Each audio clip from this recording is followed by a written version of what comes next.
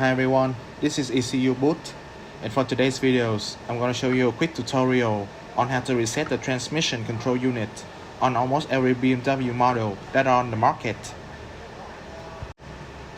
So no more wasting time, let's jump right into it. First of all, turn your ignition on for all the lights to come up, but do not start your engines. After that, press and hold the gas pedal for approximately 30 seconds.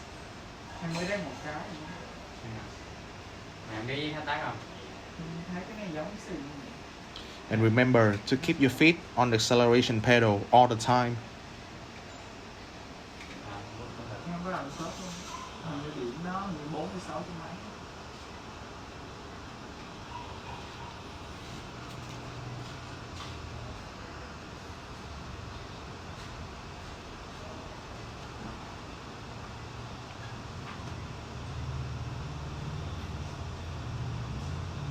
So after 30 seconds, release it and let's start your engines.